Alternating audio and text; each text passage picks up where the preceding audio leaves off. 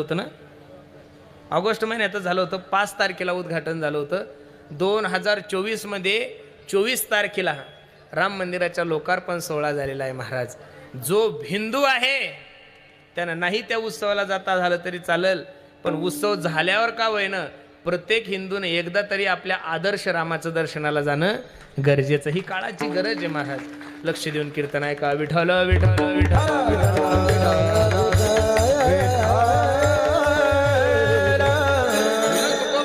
ऐसी जोडी करा राम कंठी धरा. प्रभू रामचंद्राचं नाव कंठात धारण करा. कंठात धारण करा म्हणजे प्रभू रामचंद्राच्या विषयी नावाच्या अंतकरणाविषयी अंतकरणामध्ये आवड निर्माण करा. आणि देवाला सोडून जगातल्या जेवढ्या काही गोष्टी तेवढ्या दुःखाला कारणीभूत आहे. अभंगाचं दुसरं चरण.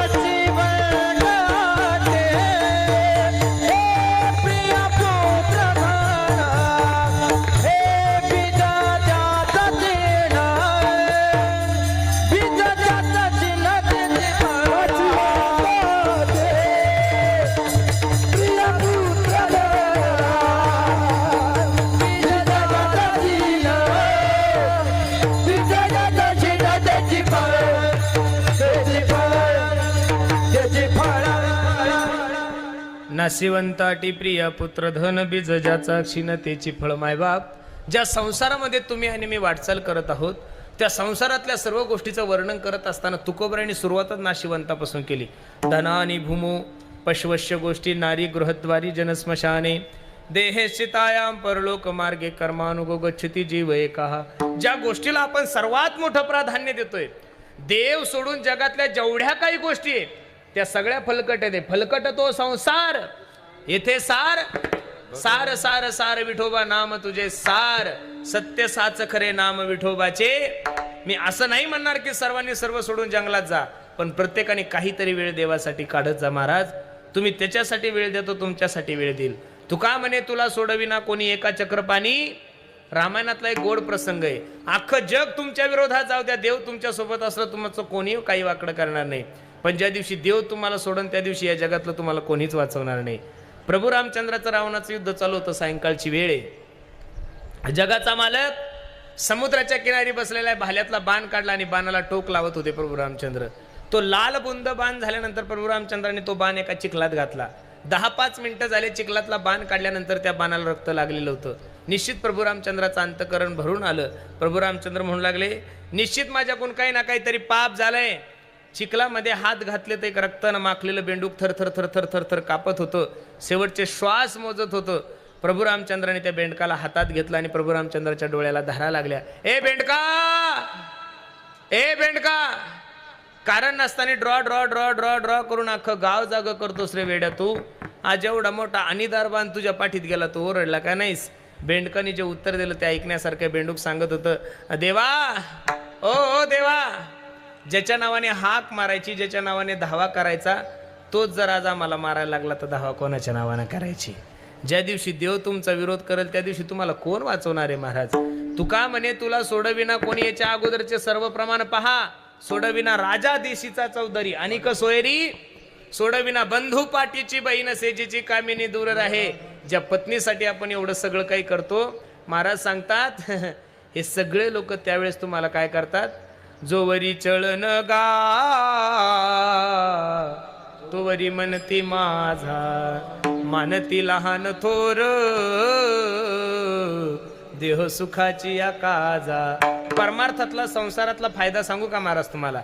संसारात माणूस जसा जसा म्हातारा होईल तशी तशी त्याची किंमत कमी होते. राजकारणात सुद्धा म्हातारा झाला त्याला किंमत राहत नाही महाराज, म्हणून तर घर फुटतं. बरोबर आहे का नाही?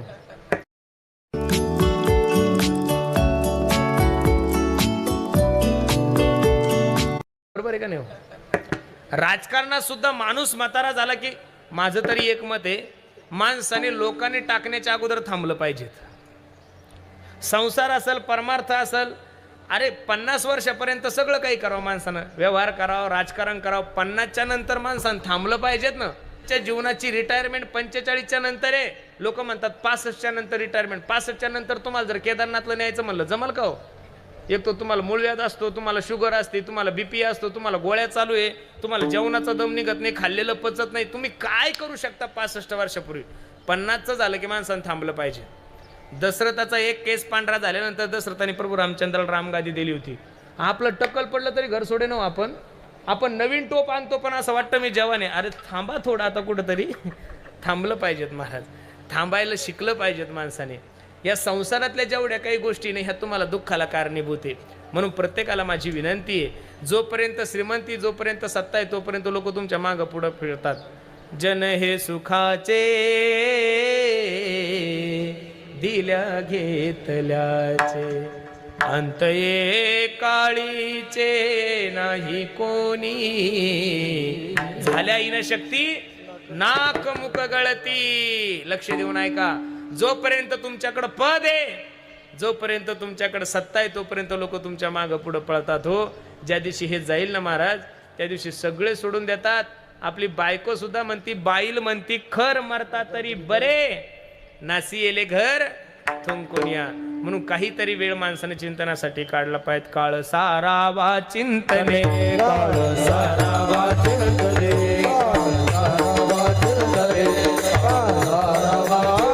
एकांतवासी गंगा स्नाने, एकांतवासी गंगा स्नाने, एकांतवासी गंगा स्नाने. देवाच्या पूजने, देवाच्या पूजने, देवाच्या पूजने, देवाच्या प्रदक्षिणा तुळसीच्या,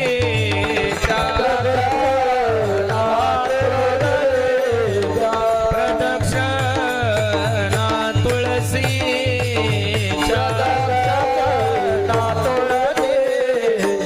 युक्त आहार विहार, युक्त आहार विहार, युक्त आहार विहार, युक्त आहार विहार,